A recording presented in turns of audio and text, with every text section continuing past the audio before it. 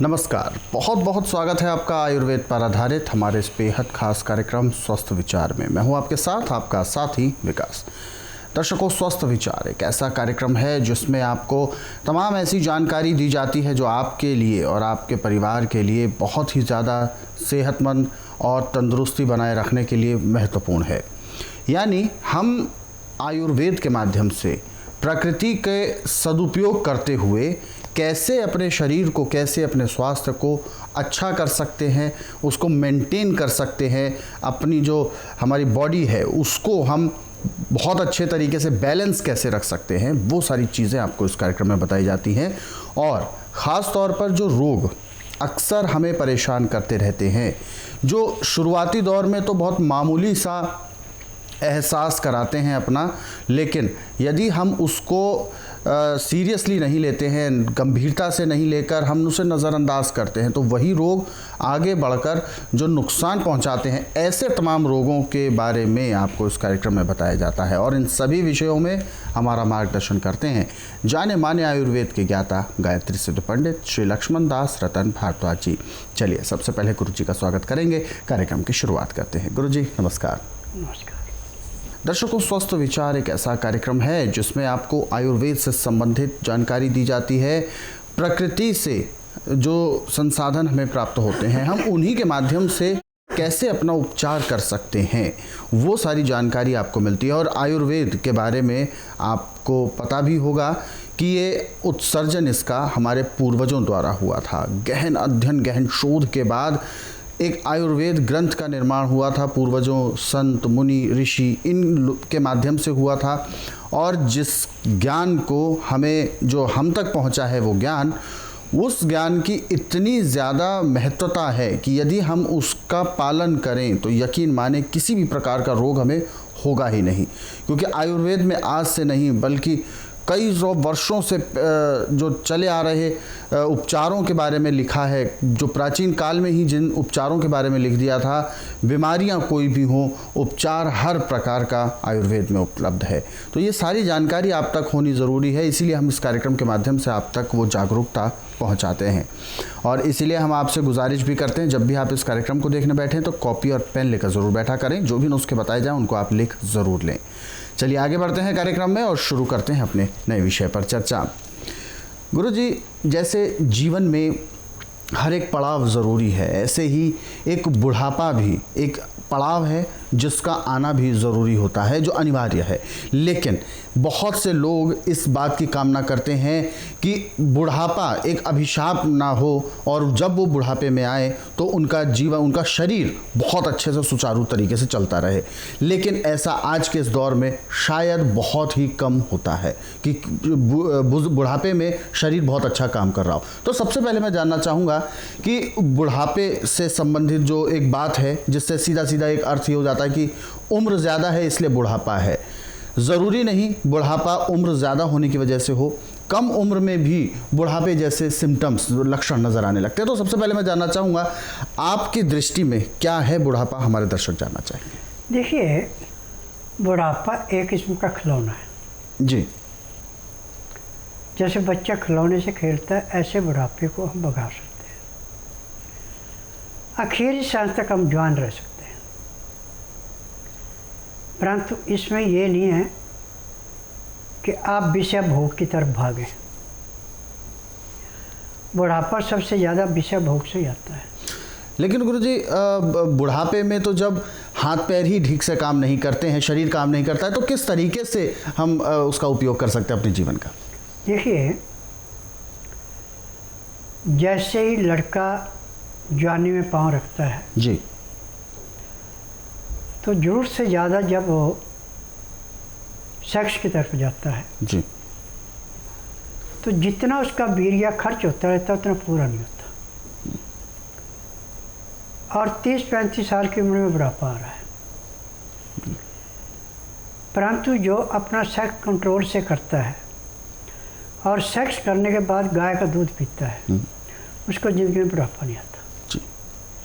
आखिरी सांस तक भी और नौजवान ही दिखाई पड़ता है जी। अब उदाहरण के तौर पे, अब आपको बुढ़ापा आ गया आपको बैठने उठने चलने फिरने में तकलीफ़ होना शुरू हो गई, तो आप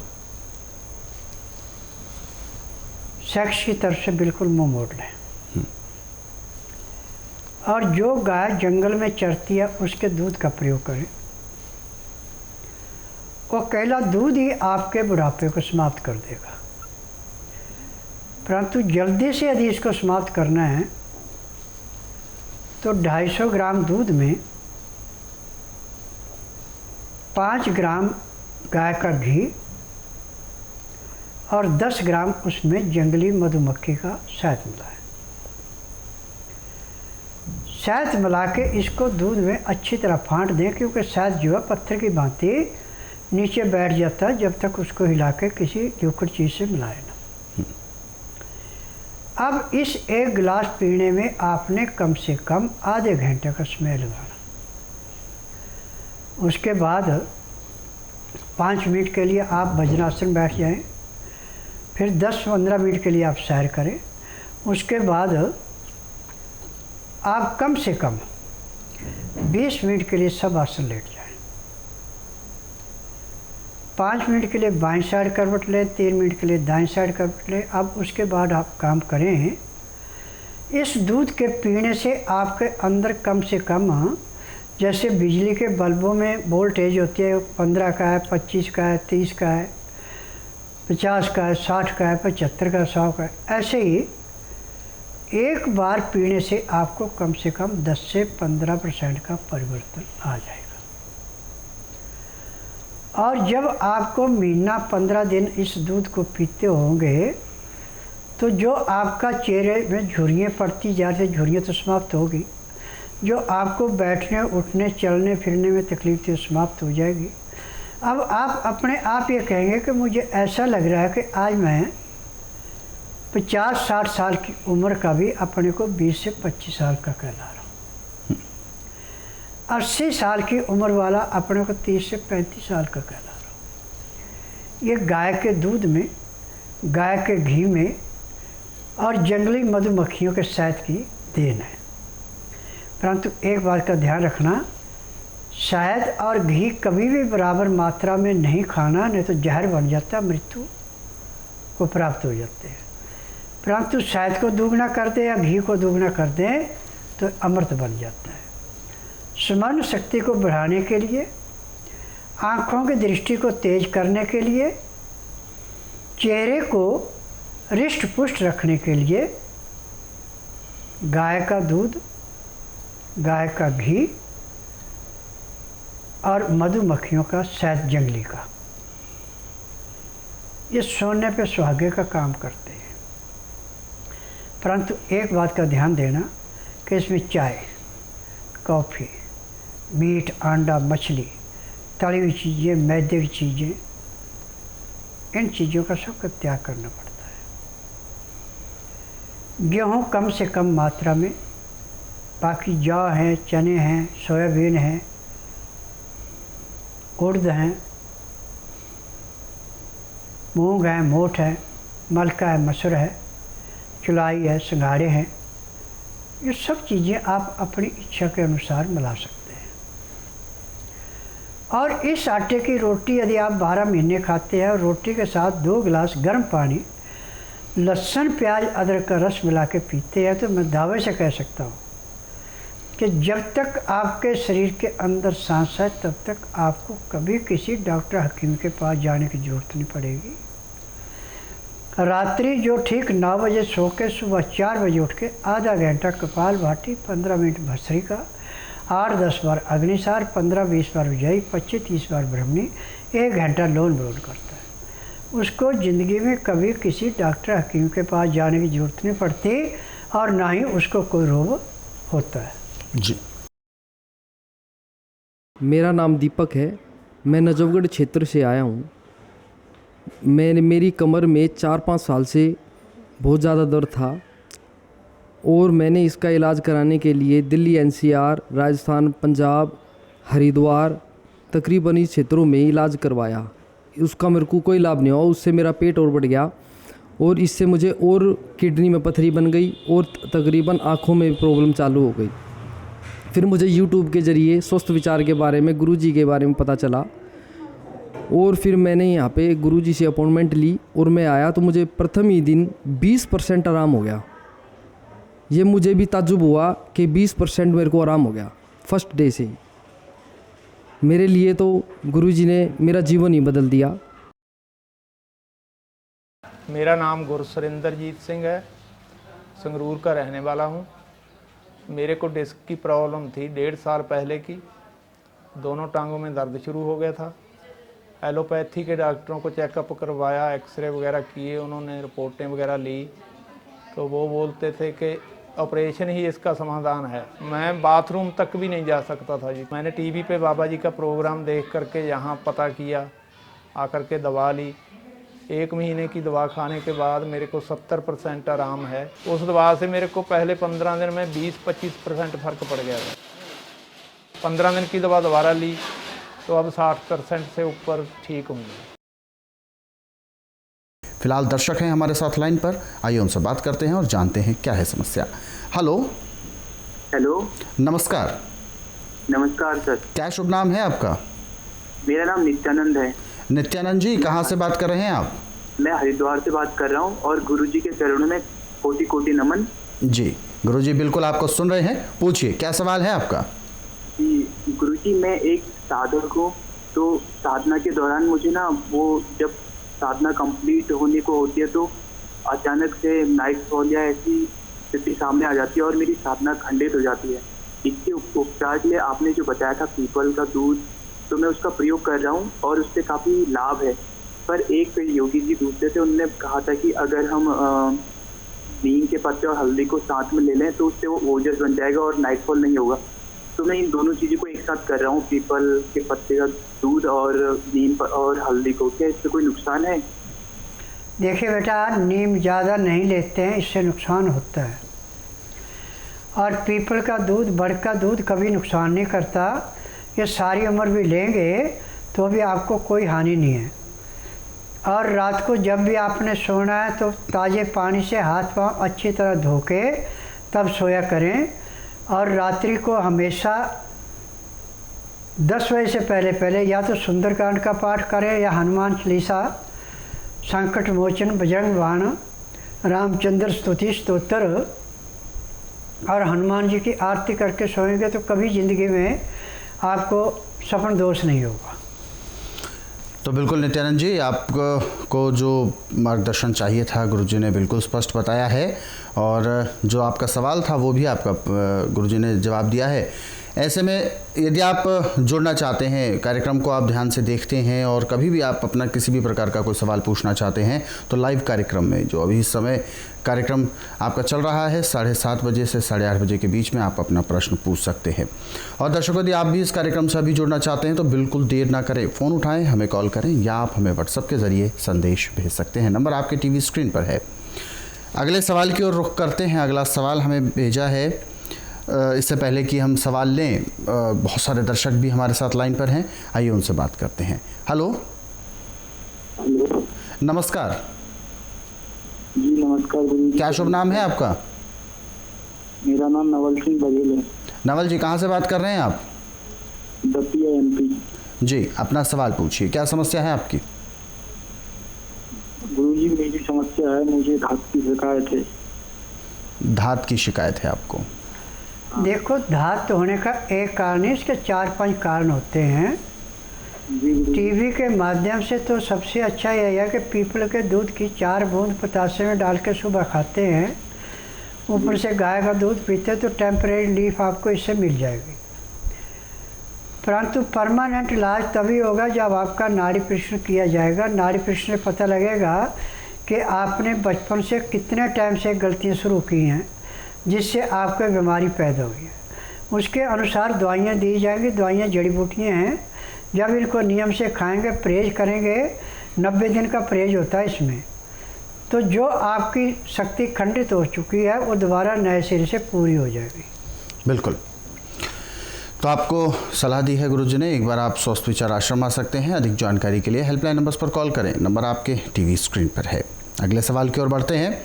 अगला सवाल हमें भेजा है, भोला यादव जी हैं उत्तर प्रदेश से। इन्होंने अपना, हालांकि इन्होंने रिपोर्ट्स भी भेजी हैं अपनी, और बताया है पेट में पानी बहुत भरा रहता है, और बता रहे हैं कि कई बार पानी निकलवाना पड़ता है, लेकिन कोई ऐसी दवाई खा लेते हैं पेट भी ज़्यादा भर जाता है, फूल जाता है। तो ये जानना चाहते हैं कि आखिर ये समस्याएं उत्पन्न हो क्यों रही हैं।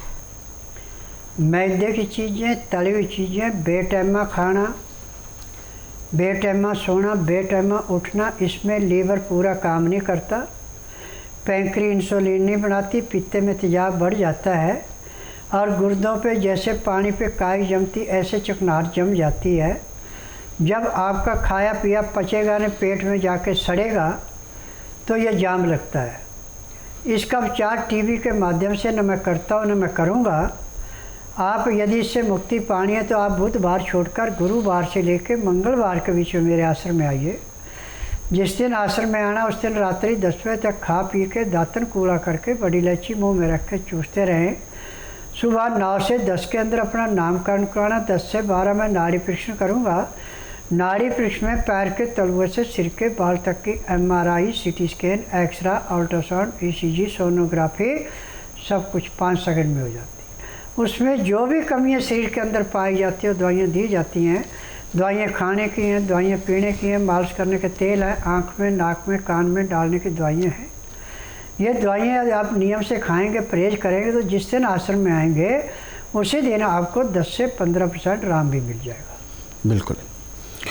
तो दर्शकों, जो भी आपकी चीज़ें होती हैं, आपके सवाल होते हैं, जो आपकी जिज्ञासा होती है, उसका बिल्कुल समाधान होता है इस कार्यक्रम में। और आयुर्वेद के माध्यम से आप किस तरीके से अपना उपचार कर सकते हैं वो जानकारी दी जाती है। और यदि आप अपने रोग से पीड़ित हैं तो उस रोग को आपको कैसे दूर करना है, उसके लिए स्वस्थ विचार आश्रम में हर प्रकार के उपचार उपलब्ध होते हैं।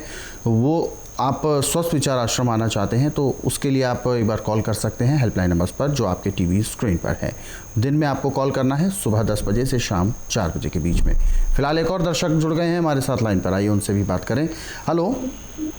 हेलो, नमस्कार सर। नमस्कार सर जी, क्या शुभ नाम है आपका? हाँ, मेरा नाम मोहम्मद फरीदुद्दीन है। मोहम्मद साहब, कहाँ से बात कर रहे हैं आप? हैदराबाद से बात कर रहा हूँ जी, अपना सवाल पूछिए। गुरुजी सुन रहे हैं आपको, बताइए। मेरे बच्चे के लिए 8 दिन से उसको बुखार है सर। 8 दिन से मुस्तकिल बुखार है उसको। 100 है बुखार और ज़्यादा बुखार इतना आ रहा 8 दिन से। डॉक्टर हाकिम साहब का टीवी पे देखता हूँ। बच्चे को 8 दिन से लगातार बुखार है? ज़्यादा बुखार है 8 दिन से। ज़्यादा बुखार 100 बच्चा कितना, क्या उम्र है बच्चे की? 16 साल का बच्चे की उम्र। 16 साल का बच्चा है। आप ऐसा कीजिए, 1 गिलास पानी गर्म करके जब वो उबाली ले लें, नीचे उतार लें। जब इसका टेम्परेचर 15 से 18 डिग्री रह जाए, यदि लहसुन की पतली तुलियाँ छोटी हैं तो 5 पीस के चटनी बनाएं, यदि मोटी हैं तो 3 पीस के चटनी बनाएं, और इस पानी में घोल के इसको पीने में आधे घंटे का समय लगाए। पीते पीते बुखार उतर जाएगा। 3 घंटे बाद ये 5 खुराकें प्रतिदिन देनी है 3 दिन तक। अब इसके बाद चाहे इसको कितना भी पुराने से पुराना बुखार समाप्त हो जाएगा। बिल्कुल। तो ये रामबाण उपचार आपको दिया है गुरुजी ने, और इसको आप करें, निश्चित तौर पर आपको लाभ मिलेगा। बच्चे को ये जो बुखार नहीं उतर रहा है, ये बुखार उतर जाएगा। क्योंकि बच्चे की देखभाल करना और उसके, क्योंकि बच्चा जो है वो अपनी स्वयं को नहीं पहचान पाता कि मुझे किस तरीके की दिक्कतें हैं, तो बच्चे का ज़्यादा से ज़्यादा ऐसे मौके पर ख्याल रखना चाहिए। और ये उपचारों को जो आपको गुरुजी ने बताए हैं उनको करें, निश्चित तौर पर आपको लाभ मिलेगा। अगले सवाल की ओर बढ़ते हैं। अगला सवाल हमें भेजा है रमाकांत मिश्रा। इन्होंने अपना सवाल भेजा है और बता रहे हैं कि इनके सांस फूलने की समस्या है बहुत ज़्यादा। काम कुछ भी खास नहीं करेंगे लेकिन फिर भी सांस फूल जाता है। पैदल भी अगर ज़रा भी चल जाते हैं, 2 मिनट भी अगर पैदल चले तो सांस इस तरीके से फूलता है, ऐसा लगता है कि जैसे बहुत दूर तक दौड़ लगाई है। देखिए, जब किसी किस्म की चिकनाहट या मैदे की चीज़ें या तली हुई चीज़ें ज़्यादा खाई जाती हैं तो जैसे पानी पे काई जमती, ऐसे चिकनाहट सांस की नाली में और फेफड़ों में जम जाती है। अब जब उसमें ऑक्सीजन पूरी नहीं जाती है, फेफड़े को ऑक्सीजन पूरी नहीं मिलती, तो ये पोजीशन आती है। इसका इलाज आज पूरे संसार के अंदर मेडिकल साइंस के पास बिल्कुल नहीं है।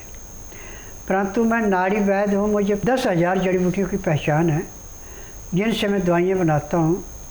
और इन दवाइयों की विशेषता है कि नाड़ी परीक्षण करने के बाद जैसे आँख में, नाक में, कान में दवाई डाली जाती है, उसी दिन सांस में कम से कम 15 से 20% का आराम मिल जाता है।